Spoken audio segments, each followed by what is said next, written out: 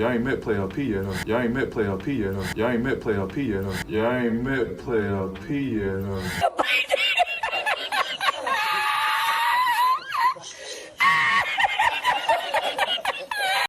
So I'm sitting back and I'm watching the LA Clippers versus Dallas Mavericks game, and I'm seeing a lot. I'm seeing Luka Doncic proving that he's not only the best young player in the NBA, but he's on his way to having a Hall of Fame career, barring any injuries. But I'm also watching Paul George turn once again back into playoff P. This guy has been completely trash in this series and has become a complete disappointment in the postseason over the past couple of years, and it looks like he's holding back the Los Angeles Clippers from reaching that full potential that we all knew they could reach when they initially teamed up PG-13 and the Claw in the offseason. And at this point, I truly don't know what to say, because Paul George, with all his faults in the postseason, is still a really solid player, multiple-time All-Star and All-NBA performer, but what I'm seeing right now in the postseason is not a good sign, not only for the Clippers, but for his legacy, and I just don't know why. So far in the series, Paul George has been completely garbage, primarily in the last 3 games. As over the last 3 games, he's averaging 11.3 points on 21% from the field and 16% from behind the arc, and the Clippers are 1-2 in those games. But I think what was really telling about the series is what happened in Game 4, because with no Porzingis and Luka Doncic coming off of an ankle injury, it was very critical for the Clippers to win that game and take advantage of the opportunity that presented itself. But Paul George would go 3 of 14 from the field, which led to 9 points, and also shot 1 of 7 from behind the arc. Mind you, this is a Dallas team that isn't great defensively. They're in the bottom half of defensive rating and opponents' points per game, and they struggle to close out games not only during the regular season before its cancellation, but even in the bubble. So it's really no explanation for how bad Paul George is playing. And trust me, this video would not have been made if this was the first time this was happening in his career, but unfortunately, I cannot make that claim because this is not something new. We've seen Paul George disappear in the playoffs before.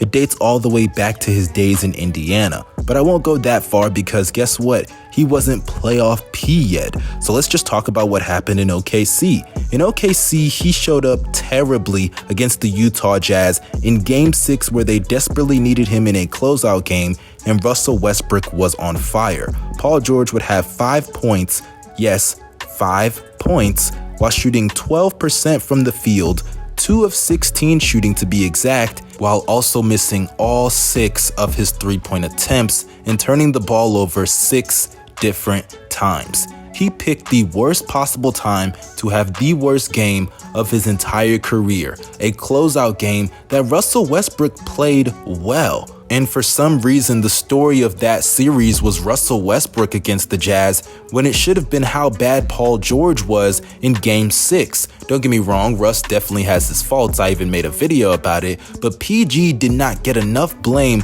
for how badly he underperformed in critical games against teams in the postseason when he played alongside Russell Westbrook. And if you don't believe me, just look forward into the next season, which was his final year in OKC last year, as he finished not only top 5 in the MVP voting, but as well as the Defensive Player of the Year. Paul George would go into that series and shoot below 38% in 3 out of the 5 games, as well as shooting below 28% from behind the arc in the first 3 games as well. And though he did play well in the final game, I have to give him credit for that, he did miss a very critical free throw towards the end of the game. Matter of fact, he even shot 63% from the free throw line, but regardless, he did play well. My point in bringing that up though is to say this. PG's playoff performances over the past couple of days against the Dallas Mavericks in the first round should not come as any surprise when you look at Paul George's playoff history, especially after he's dubbed himself Playoff P. And honestly, I just don't understand it. I keep saying that in this video. It's like Paul George in the regular season is this phenomenal player that we all see has superstar talent, but in the playoffs, he shrinks in the biggest moments. And I think the reason that he got a pass in Indiana was the lack of talent around him, which was a valid excuse. Playing with Roy Hibbert, Danny Granger, George Hill, David West. Don't get me wrong, they're not scrubs, but they're not great players to be playing with as your second, third, and fourth best players, especially if your aspirations are to win a championship and the big three Miami Heat are in your way. So I understand that. No one was expecting him to win a championship during his time in Indiana, but then you move on to OKC, where he's playing with an MVP Russell Westbrook, who just came off of averaging a triple-double, which was never done for years in NBA history since the 60s with Oscar Robertson. But yeah, people are gonna kind of give him a pass because Russell Westbrook isn't a great playoff performer himself. Okay, but now what's the excuse? Really, what's the excuse? Over the last 3 games, Kawhi Leonard has dropped at least 30. And not only is he doing that, but he's doing it efficiently. And not only is Kawhi Leonard there, but he's also got Montrezl Harrell, Lou Williams, Reggie Jackson, Marcus Morris. He's got a multitude of options at his disposal, so I really fail to see why Paul George is underperforming in the manner that he is, especially under these circumstances. And at this point, if this is going to be a consistent theme in his career, then maybe this is just who Paul George is. A good regular season player who can have some MVP caliber years here or there, but just can't pull it together when it matters most, primarily in the postseason. Because at this point, the Clippers have done everything for him. They've given him a solid supporting cast to work with. He's not even the #1 option. He's not the face of the franchise, that's Kawhi. There's less pressure. Not only have they load managed him, but they've handled his injuries well. And as far as injuries go, that's not an excuse this time. Because last year, all I heard consistently from Paul George fans and even OKC fans, to be specific, was that Paul George had a banged up shoulder and that's why they lost in the first round to a team that was missing their second, or you could argue third best player in Jusuf Nurkic. Well, that's not an excuse this time, because not only has he been load managed, but the NBA went on hiatus due to COVID-19, and all I heard from Clippers fans everywhere is that Kawhi and Paul George are going to beast in the bubble, especially in the postseason, because they're going to have so much rest on their bodies that it's going to benefit them heavily, especially considering the history that both players have with injuries. Well, that's not looking like it's coming to fruition right now, as over the past couple of games, Paul George is having some of the worst performances of his entire basketball life. And if I'm being honest with you guys, as I watch this right now, this could really lead to Kawhi Leonard leaving. But that is a topic for another discussion, because I don't want to really delve into that. We have a whole year before we start talking about Kawhi Leonard's free agency again.